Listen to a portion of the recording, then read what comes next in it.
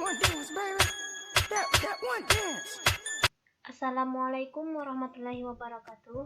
Baiklah, kali ini saya akan membahas materi bahasa pemrograman tentang operasi pernyataan kondisi. Operasi pernyataan kondisi ini disebut juga dengan pernyataan percabangan pada pemrograman. Operasi pernyataan kondisi ini terbagi menjadi dua. Bagian A yaitu pernyataan if. Pernyataan if mempunyai pengertian jika kondisi bernilai benar, maka perintah dikerjakan, dan jika tidak memenuhi syarat, maka diabaikan. Dapat dilihat dari diagram alir atau flowchart berikut. Jika kondisi benar, maka perintah akan dieksekusi. Namun, jika kondisi salah, maka akan langsung keluar. Bentuk penulisan atau sintaksnya yaitu if dalam kurung kondisi, kemudian pernyataan dan diakhiri dengan tanda titik koma. Atau bentuk penulisannya bisa juga if dalam kurung kondisi, atau bentuk penulisannya bisa juga if dalam kurung kondisi, kemudian buka kurung kurawal, lalu pernyataan, atau bentuk penulisannya bisa juga if dalam kurung kondisi, kemudian buka kurung kurawal, lalu pernyataan atau statement, dan diakhiri dengan tanda titik koma. Setiap statement harus diakhiri dengan tanda titik koma, kemudian diakhiri dengan tanda tutup kurung kurawal. Tanda awal kurung kurawal ini menyatakan awal eksekusi program, dan tanda tutup kurung kurawal ini menyatakan akhir dari eksekusi program. Ini contoh codingannya. Saya sudah membuat contoh codingan ini ke dalam software Borland C++.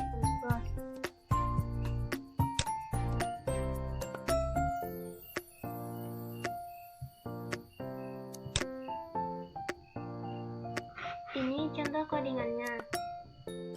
Saya akan coba compileran program ini.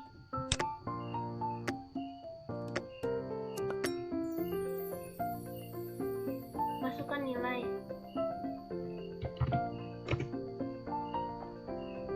Dan ini hasilnya.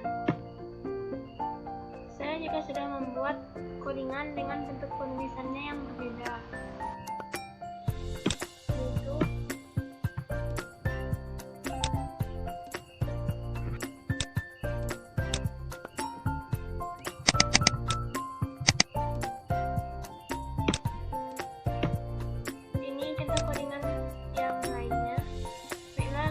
Coba compileran program ini.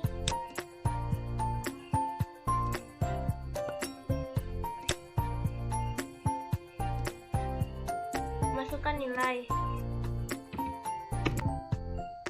Angka 7 bernilai positif. Saya akan coba masukkan angka yang hasilnya nanti akan bernilai negatif.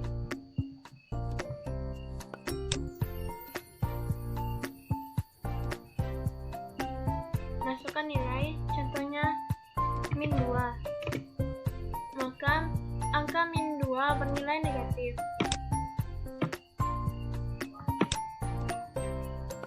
Baiklah, lanjut ke materi berikutnya. Pernyataan if yang selanjutnya yaitu pernyataan if else. Pernyataan if else mempunyai pengertian jika kondisi bernilai benar, maka perintah satu akan dikerjakan, dan jika tidak memenuhi syarat, maka akan mengerjakan perintah kedua. Dapat dilihat dari diagram alir atau flowchart di bawah ini. Jika kondisi benar, maka perintah satu akan dieksekusi. Namun, jika kondisi salah, akan mengeksekusi perintah kedua, lalu keluar. Bentuk penulisan atau sintaksnya yaitu if dalam kurung kondisi, perintah satu, dan diakhiri dengan tanda titik koma. Jika tidak memenuhi syarat, maka ditulis else dan mengerjakan perintah kedua, diakhiri dengan tanda titik koma. Atau bentuk penulisannya if dalam dalam kurung kondisi, buka kurung kurawal, perintah 1 dan diakhiri tanda titik koma. Kemudian tutup kurung kurawal. Lalu else jika tidak memenuhi syarat, kemudian buka kurung kurawal, perintah kedua, titik koma, dan diakhiri dengan tanda tutup kurung kurawal. Pernyataan yang selanjutnya yaitu pernyataan nested if. Nested if merupakan pernyataan if berada di dalam pernyataan if yang lainnya. Bentuk penulisan nested if adalah if dalam kurung syarat, buka kurung kurawal, if, buka kurung, syarat, dan tutup kurung, kemudian perintah, diakhiri dengan tanda titik koma, else, kemudian perintah, dan diakhiri dengan tanda titik koma. Kemudian tanda tutup kurung kurawal. Jika tidak memenuhi syarat, ditulis else, buka kurung kurawal, if, dalam kurung syarat, kemudian perintah, diakhiri dengan tanda titik koma, else, kemudian perintah, dan diakhiri dengan tanda titik koma, lalu diakhiri dengan tanda tutup kurung. Kemudian lanjut pernyataan if yang terakhir, yaitu pernyataan if else majemuk. Bentuk dari if else majemuk sebenarnya sama dengan nested if. Keuntungan penggunaan if else majemuk dibanding dengan nested if adalah penggunaan bentuk yang lebih sederhana.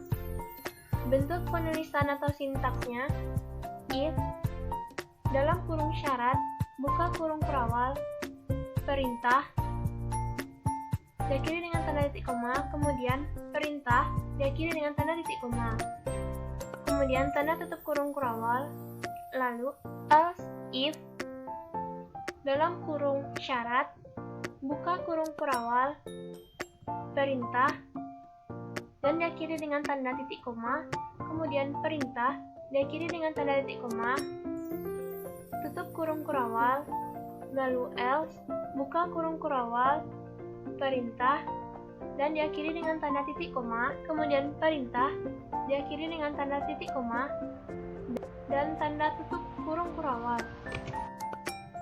Kemudian operasi pernyataan kondisi bagian B, yaitu pernyataan switch case. Bentuk dari switch case merupakan pernyataan yang dirancangkan khusus untuk menangani pengambilan keputusan yang melibatkan sejumlah atau banyak alternatif penyelesaian. Pernyataan switch case penggunaannya untuk memeriksa data yang bertipe, karakter, atau integer. Bentuk penulisan perintah ini sebagai berikut. Switch dalam kurung ekspresi integer atau karakter, buka kurung kurawal, kemudian case konstanta 1, titik 2, perintah diakhiri dengan tanda titik koma, dan perintah diakhiri dengan tanda titik koma, lalu break, dan diakhiri dengan tanda titik koma, kemudian case konstanta 2, tanda titik 2, perintah diakhiri dengan tanda titik koma, kemudian perintah diakhiri dengan tanda titik koma, lalu break diakhiri dengan tanda titik koma, dan default tanda titik 2, kemudian perintah diakhiri dengan tanda titik koma, perintah diakhiri dengan tanda titik koma, dan kemudian diakhiri dengan tanda tutup kurung kurawal. Setiap pilihan akan dijalankan jika syarat nilai konstanta tersebut dipenuhi, dan default akan dijalankan jika semua cabang di atasnya tidak terpenuhi. Pernyataan break menunjukkan bahwa perintah siap keluar dari switch.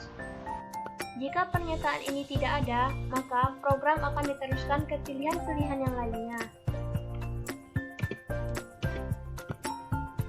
Baiklah, sekian penjelasan materi operasi pernyataan kondisi dari saya. Mohon maaf jika ada kesalahan. Saya akhiri dengan wabillahi taufiq wal hidayah. Wassalamualaikum warahmatullahi wabarakatuh.